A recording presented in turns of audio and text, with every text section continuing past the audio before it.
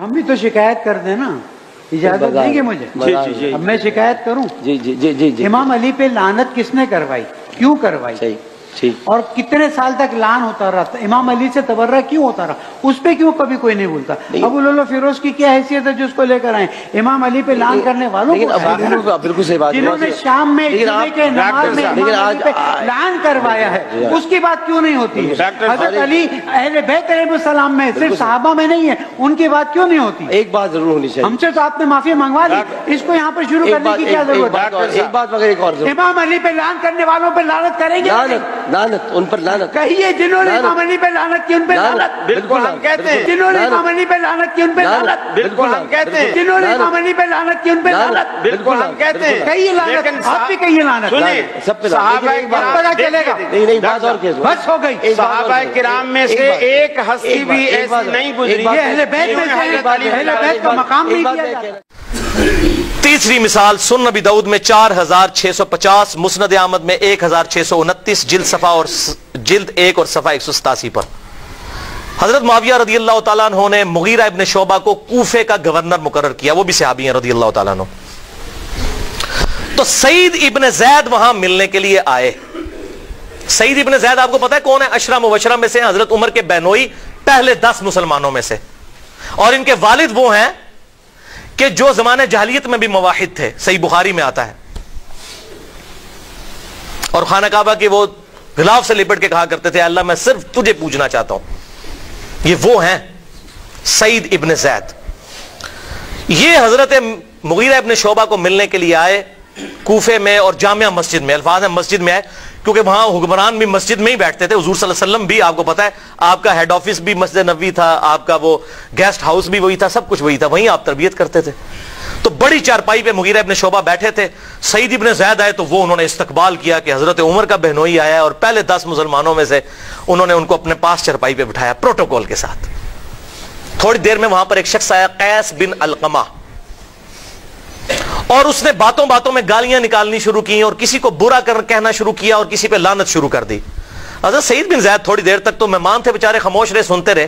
پھر انہوں نے کہا مغیرہ ابن شعبہ یہ کس کو گالیاں نکال رہا ہے؟ انہوں نے کہا یہ مولا علی کو گالیاں نکال رہا ہے۔ اللہ اکبر والیعوذ باللہ تعالی۔ حضرت سعید ابن زید کانپ اٹھے، انہوں نے کہا اوے مغیرہ، اوے مغیرہ، اوے مغیرہ، 3 دفعہ۔ حضرت مغیرہ ابن شعبہ صلح حدیبیہ سے بھی پہلے کے مسلمان ہیں۔ اوے مغیرہ، مجھے زندگی نے یہ دن دکھانا تھا کہ تو اللہ کے نبی کا صحابی اور تیری مجلس میں مسجد میں ایسے لوگ بیٹھتے ہیں جو جنتی مولا علی کو گالیاں نکالتے ہیں، اور نہ تو انہیں اپنی مجلس سے نکالتا ہے نہ ان کا منہ بند کرواتا ہے۔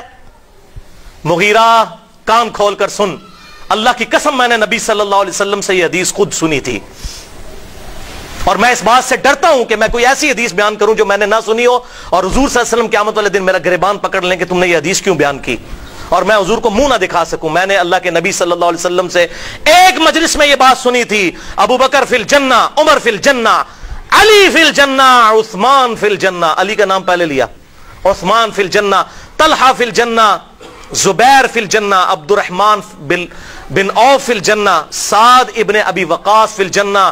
یہ 8 بندے جنت میں، اور ایک 9واں بھی۔ ایک 10 والی حدیث ہے وہ جامعہ ترمذی میں حضرت عبد الرحمن بن عوف سے ہے، اس میں ابو عبیدہ ابن جرح بھی موجود ہے، اس میں نہیں ہے۔ 8 بندے جنت میں اور ایک 9واں بھی۔ اگر چاہوں تو اس کا نام بھی بتا دوں، پھر خاموش ہو گئے۔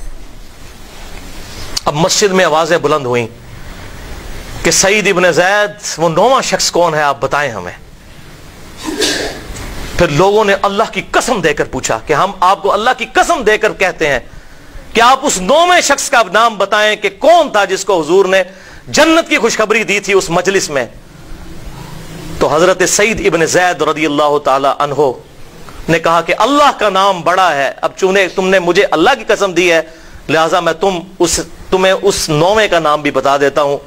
وہ 9واں شخص میں ہوں، سعید ابن زید رضی اللہ عنہ، جن کے بارے میں حضور نے مجلس میں کہا تھا کہ وہ جنت میں سے ہے۔ مغیرہ سن لے جس شخص نے حضور صلی اللہ علیہ وسلم کو دیکھا اور آپ کے ساتھ کسی قتال میں شرکت اختیار کی اور اس کا چہرہ گرد آلود ہو گیا اس نبی کے صحابی کا، اب تم لوگ حضرت نوح علیہ السلام جتنی بھی عمر پالو تب بھی اس شخص کے اعمال کو نہیں پہنچ سکتے، چہ جائے کہ تم مولا علی کو گالیاں نکلواتے ہو، وَلِعَاذُ بِاللَّهِ تَعَالَى۔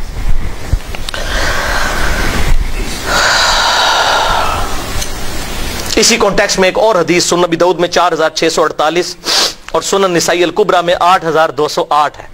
یہ وہ حدیث ہے جو میں نے زبیر علی زئی صاحب کو بتائی۔ انہوں نے اپنے رسالے میں لکھا کہ مجھے کوئی ایسی حدیث نہیں ملی کہ حضرت امیر معاویہ نے خود گالی دی ہو یا اپنے سامنے دلوائی ہو۔ ہاں وہ اپنے گورنروں سے جو دلواتے تھے وہ علیحدہ بات ہے، خود وہ ایسی کوئی بات ثابت نہیں۔ میں نے پھر ان کو یہ حدیث بھیجی جو شیخ البانی بھی صحیح کہتے ہیں، زبیر علی زئی صاحب بھی صحیح، میں نے ان کو بتائی۔ سنن نبی داؤد 4648، سنن نسائی الکبریٰ 8208 کہ حضرت امیر معاویہ رضی اللہ تعالیٰ عنہ جب کوفے آئے تو مغیرہ ابن شعبہ نے سپاس نامہ پڑھا ان کے استقبال میں، ان کو سٹیج پہ بٹھا کے مغیرہ ابن شعبہ نے وہاں پر سپاس نامے میں حضرت علی پہ لعنت کی، علی پر لعنت، علی سے محبت کرنے والوں پہ لعنت، یہ بنو امیہ کا سلوگن ہوتا تھا، وَلِعَاذُ بِاللَّهِ تعالی۔ تو وہاں پر بھی سعید ابن زید موجود تھے، انہوں نے کہا اس ظالم مغیرہ کو دیکھو، یہ جنتی شخص پر لعنت کرتا ہے، جبکہ میں نے رسول اللہ سے سنا ابو بکر جنت میں ہے، عمر جنت میں ہے، علی جنت میں ہے، عثمان جنت میں ہے۔ پوری حدیث اشرم و اشرف علی وہاں پر بھی انہوں نے بیان کر کے الحمدللہ اعلان حق کیا اس حوالے سے۔ لہذا یہ کوئی ایگریڈ اپون مسئلہ ہے، اس میں کوئی اختلاف نہیں۔ صحیح مسلم میں 6229 کہ بنو امیہ کے دور میں حضرت علی پر ممبروں پر لعنت ہوتی تھی۔ بخاری میں بھی اشارتاً 3703، مسلم میں 6220 بھی، مسند ابی یعلا میں ہے ام سلمہ جو حضور کی آخر میں فوت ہونے والی بیوی ہیں، ام المومنین، انٹرنیشنل نمبر کے مطابق 7013 مسند ابی یعلا میں، وہ کہتے ہیں کہ لوگوں، حضرت ام سلمہ کہا کرتی تھی لوگوں تمہارے ممبروں پر رسول اللہ کو گالیاں دی جاتی ہیں۔ تابعین نے کہا اماں جان کس کی مجال جو رسول اللہ پر گالی بکے؟ انہوں نے کہا تم نہیں کہتے کہ علی پر لعنت، علی سے محبت کرنے والوں پر لعنت، اور میں حضور کی بیوی کہتی ہوں کہ سب سے زیادہ رسول اللہ علی سے محبت کرتے تھے، تو تم تو رسول اللہ کو گالی بکتے ہو جب کہتے ہو کہ علی پر لعنت، علی سے محبت کرنے والوں پر لعنت، وَلِعَاذُ بِاللَّهِ تعالی۔ اور اس حدیث کو شیخ زبیر علی زئی صاحب نے مشکات میں 6101 نمبر حدیث کے فٹ نوٹ میں لکھا کہ حدیث صحیح ہے، اور شیخ البانی کے نزدیک بھی یہ حدیث الحمدللہ صحیح ہے۔ سیکنڈ لاسٹ مثال، چوتھی مثال، صحیح مسلم میں انٹرنیشنل نمبرنگ کے مطابق 6220 نمبر، یہ بڑی کڑوی گولی ہے، ویسے تو ساری کڑوی ہیں، کڑوی در کڑوی آ رہی ہیں۔ 6220 صحیح مسلم، حضرت امیر معاویہ رضی اللہ تعالی عنہ نے سعد ابن ابی وقاص کو بلا کر حکم دیا اور پھر کہا کہ آپ کو کون سی بات مانے ہے کہ آپ علی کو گالیاں نہیں دیتے؟ وہ کہتا جی پتہ نہیں کون سا حکم دیا تھا، جس چیز سے انکار کیا تھا اسی کا حکم دیا تھا، وہ منع کرتے تھے۔ سعد ابن وقاص کو کہا کہ میں نے آپ کو حکم دیا ہے، آپ کو کس چیز یہ مانے ہے کہ آپ حضرت علی پر لعنت نہیں کرتے ابو تراب کے اوپر؟ وَلِعَاذُ بِاللَّهِ تعالی، اللہ اکبر۔ تو انہوں نے کہا معاویہ میں نے نبی صلی اللہ علیہ وسلم سے 3 باتیں سنی علی کے بارے میں، مجھے ایک بھی مل جاتی جو کچھ دنیا اور اس کے اندر ہے اس سے بڑھ کر مجھے محبوب تھا۔ یہ ایک جنتی صحابی سعد بن ابی وقاص کہہ رہا ہے کہ علی کدھر، اور دیکھیں وہ اپنے آپ کو بھی اس لیول پہ نہیں سمجھتے، چہرہ ہے کہ بعد کے لوگ۔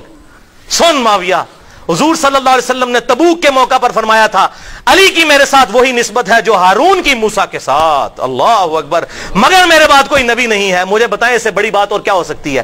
امام بخاری صحیح بخاری میں پہلی حدیث مولا علی کے چیپٹر میں یہی لے کر آئے ہیں، امام مسلم بھی یہی لے کر آئے ہیں کہ علی کی میرے ساتھ وہی نسبت ہے جو ہارون کی موسیٰ کے ساتھ، مگر میرے بعد کوئی نبی نہیں۔ اور معاویہ سن دوسرا، آپ صلی اللہ علیہ وسلم نے خیبر کے موقع پر فرمایا تھا کل اس شخص کے ہاتھ میں جھنڈا دوں گا جو اللہ اور اس کے رسول سے محبت کرتا ہے، اور اللہ اور اس کا رسول اس سے محبت کرتے ہیں۔ ہمیں تو پوری رات نیند ہی نہیں آئی کہ یہ شخص کون ہوگا۔ اور مسلم کے الفاظ ہیں، حضرت عمر کہتے ہیں یہ پہلا موقع تھا کہ مجھے بھی خواہش ہوئی کہ حضور جھنڈا کاش مجھے دے دیں، صحیح مسلم میں حضرت علی کے فضائل کے چیپٹر میں، لیکن علی کو دیا۔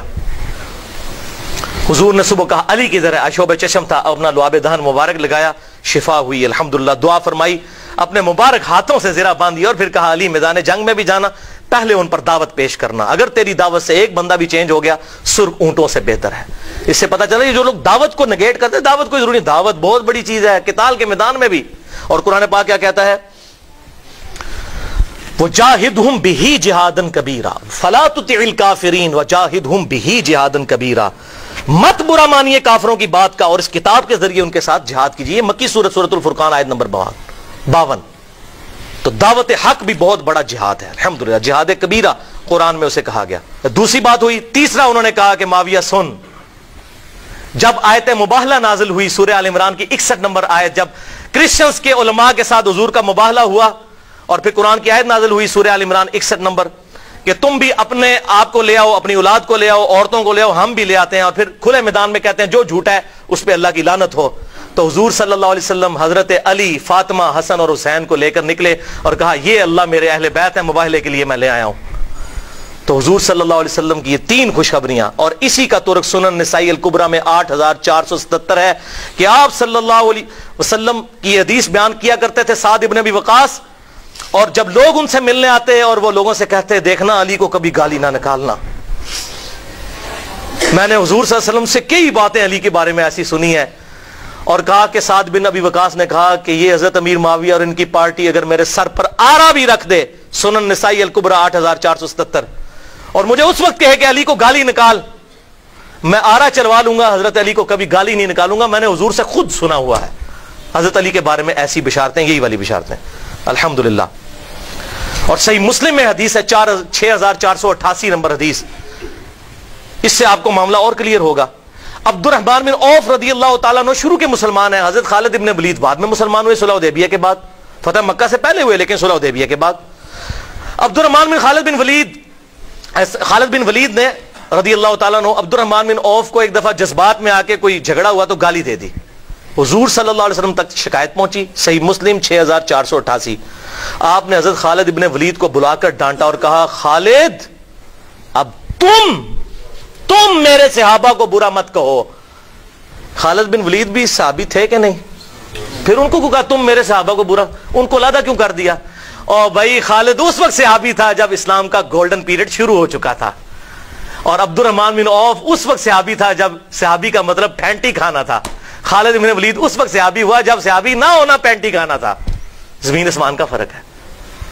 اب تم میرے صحابہ کو برا مت کہو، اگر اب تم احد پہاڑ کے برابر بھی سونا خیرات کر دو، میرے صحابی کے ایک مد یعنی 600 گرام، آدھا کلو کو نہیں پہنچ سکتے، نہ اس کے آدھے کو، ایک پاؤ کو بھی نہیں۔ یہ حدیث آدھی بیان کرتے ہیں میرے صحابہ کو برا مت کہو، پوری حدیث بتاؤ یہ حضور نے کس کو کہا تھا؟ صحابہ کو کہا تھا کہ تم بعد والے صحابہ کو کہ میرے صحابہ کو برا مت کہو۔ ہم تو خیر جرت ہی نہیں کر سکتے نا۔ تو یہ تو صلح حدیبیہ کے وقت مسلمان ہوئے، اس کے بعد اور جو فتح مکہ کے بعد معافی مانگ کے مسلمان ہوئے، وہ ممبروں پر گالیاں نکالیں حضرت علی کو۔ تو حضور صلی اللہ علیہ وسلم کا کیا ایٹیچیوڈ ہو ان کے بارے میں، وہ آپ نے سن لیا، کاٹ کھانے والی ملوکیت، حضور پہلے ہی کہہ گئے کاٹ کھانے والی ملوکیت۔ اور حضرت سفینہ نے کہہ دیا شریر ترین بادشاہت، رضی اللہ تعالی عنہم اجمعین۔ تو آپ صلی اللہ علیہ وسلم نے حضرت خالد کو ڈانٹا، لہذا اس بات سے پتہ چلا کہ سب سے پہلے صحابہ اس چیز کے مصداق ہیں کہ وہ کسی صحابی کو گالی مت دیں۔ اور بخاری اور مسلم کی متفق علیہ حدیث ہے اگر میری بیٹی فاطمہ بھی چوری کرے میں اس کے بھی ہاتھ کٹوا دوں۔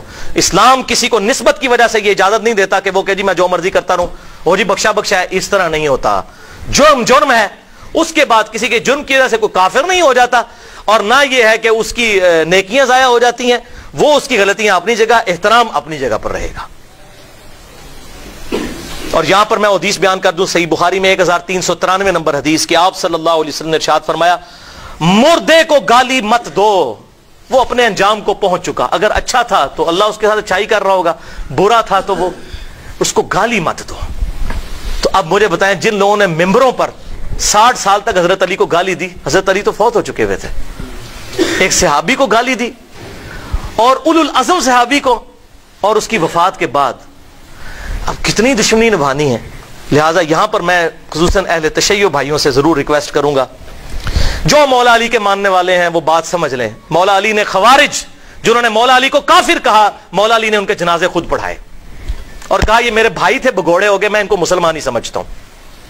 اپنے ہاتھوں سے دفن کیا، ان کی عورتوں کو لونڈیاں نہیں بنایا، اور جب جنازہ پڑھایا جاتا ہے اس میں دعائے مغفرت ہوتی ہے، اللہم اغفر لحینا و میتنا۔ لہذا جو مولا علی کے ماننے والے ہیں وہ کسی صحابی کو گالی نہیں دیں گے۔ ہاں جو بنو امیہ کے ماننے والے ہیں تو یہ بدعت انہوں نے ہی شروع کی تھی، تو وہ ان کے ماننے والے ہیں، ٹھیک ہے، وہ اپنی نسبت ان کے ساتھ قائم رکھیں۔ ہم تو الحمدللہ مولا علی کے ماننے والے ہیں، ہم بنو امیہ کے ماننے والے نہیں ہیں، اور نہ ہم معاویہ بن ابی سفیان یا عمر ابن عاص یا مغیرہ ابن شعبہ رضی اللہ عنہم اجمعین ان کے ٹریک پہ چڑھنے والے ہیں. ان کی اللہ تعالیٰ کا ان کا معاملہ اللہ کے سپرد، لیکن ان کی ان غلط چیزوں کے اوپر ہم چلنے والے نہیں. ہم حضرت علی کے ساتھی ہیں، ہم کسی بھی صحابی کو برا نہیں کہیں گے انشاءاللہ. لہذا توبہ کریں. جو بھی آپ کو رافضی نظر آئے، صحابہ پر لعنت کرتے ہیں، کو تم حضرت معاویہ کی پارٹی کا آدمی ہے، تو مولا علی کی پارٹی کا آدمی نہیں ہے، اس لیے تو یہ کام کرتا ہے.